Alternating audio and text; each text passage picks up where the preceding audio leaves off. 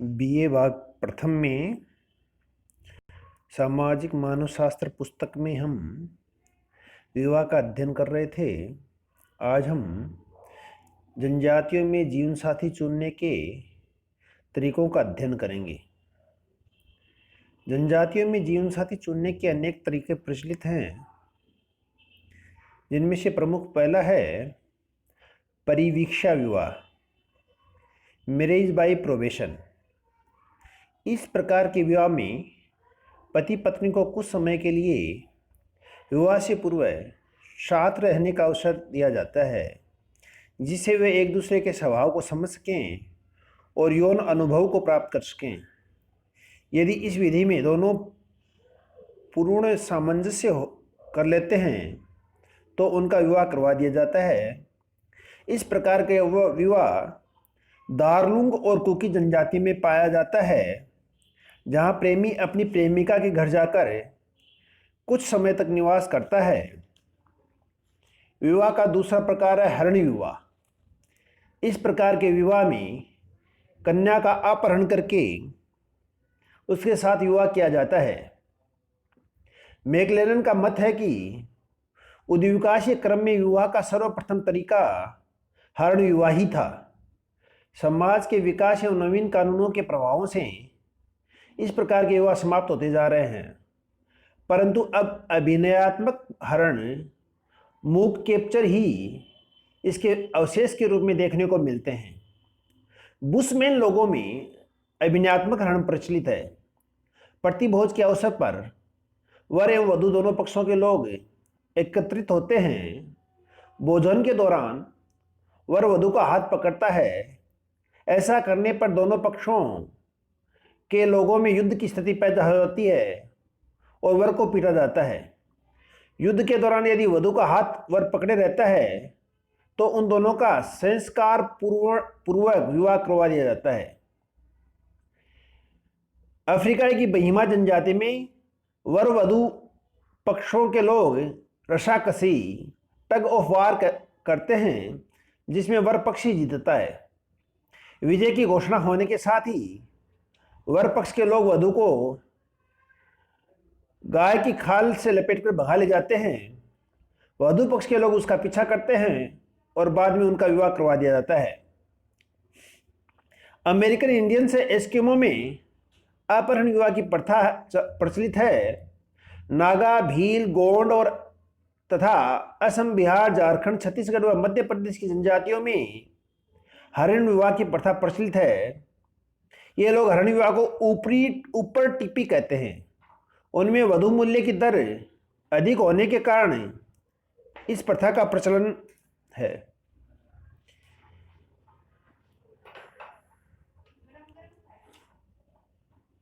गोंड लोग इसे पोलियोथर कहते हैं। उनमें हरण लड़की के माता पिता के आग्रह पर किया जाता है, क्योंकि अधिक उम्र तक लड़की का कुंवारे रहना उचित नहीं माना जाता है।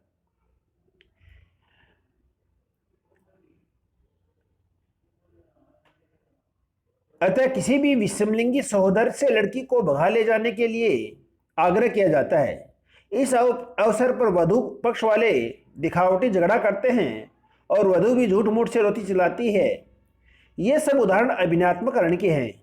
इसे हम संस्कारात्मक हरण भी कहते हैं। अगला विवाह है परीक्षा विवाह। इस प्रकार के विवाह में एक पुरुष के साहस और शौर्य की परीक्षा ली जाती है, जिसमें खरा उतरने पर उसका विवाह करवा दिया जाता है।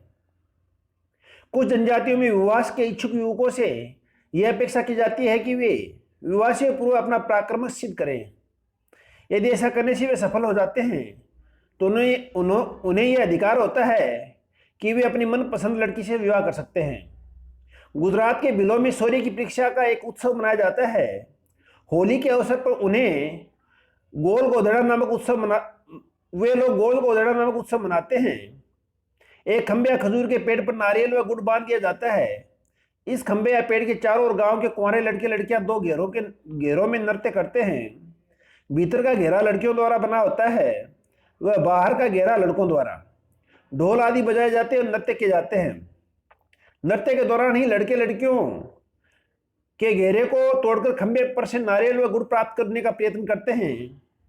यदि ऐसा करने में लड़के सफल होते हैं तो उनका विवाह गांव की उनकी पसंद की लड़की के साथ करवा दिया जाता है। विवाह का अगला प्रकार है क्रय विवाह। इस प्रकार के विवाह में वधु प्राप्त करने के लिए वधु के माता पिता या उसके रिश्तेदारों को कुछ धनराशि वधु मूल्य के रूप में देनी होती है। क्रय विवाह का सदा यही अर्थ नहीं है कि वधु का व्यापार किया जाता है। कई समाजों में तो यह मूल्य सिर्फ दिखावे के लिए होता है और उससे अधिक धन तो दूल्हे को दहेज में दे दिया जाता है। साइबेरिया की किर्गिज जनजाति में वधु मूल्य इतना अधिक है कि एकाधिक पत्नी रखना कठिन है और वे लोग साधारणतः तलाक भी नहीं देते, क्यों उसके बाद विवाह करना बहुत ही मुश्किल हो जाता है।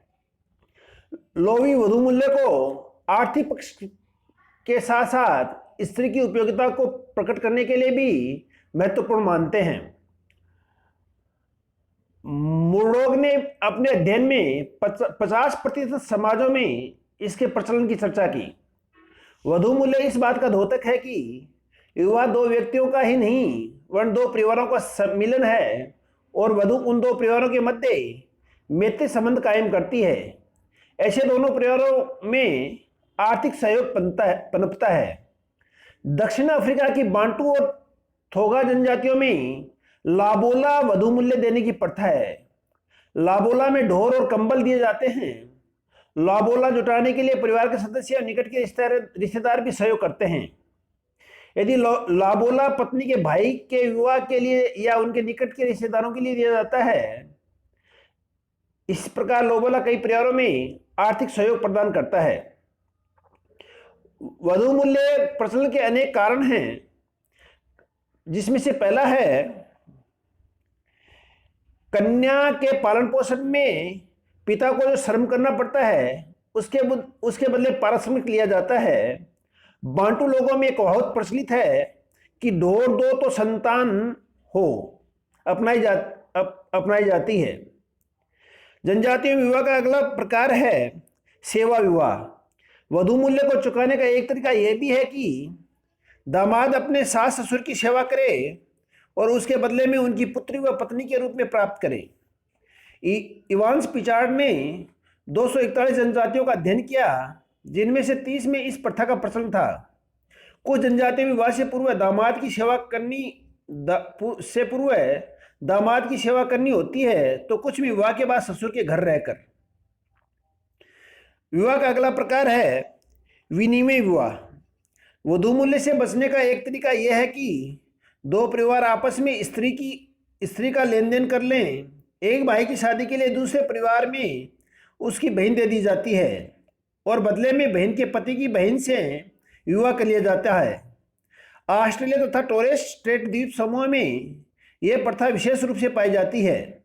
शोशोन इंडियंस में भी इस प्रथा का प्रचलन है। सामान्यतः संपूर्ण भारत में इसका प्रचलन देखा जाता है, परंतु असम की खासी जनजाति में इस प्रथा को निषेध माना गया है। यह अत्यंत महत्वपूर्ण है। जनजातियों में विवाह का अगला प्रकार है सहमति या सहपलायन विवाह।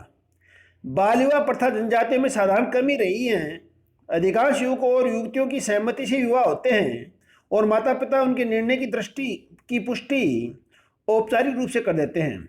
जिन जनजातियों में युवा गृहों का प्रचलन है उनमें युवा युवतियां अपना जीवन साथी चुनने के लिए स्वतंत्र हैं।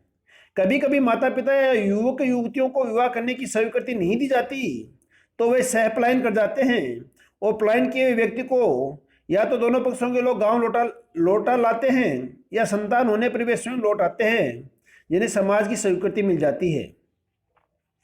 इसे राजी खुशी विवाह भी कहा जाता है। बिहार की हो और राजस्थान की भील जनजातियों में सहमति या सहपलायन विवाह का प्रचलन पाया जाता है। विवाह का अगला प्रकार है हट विवाह।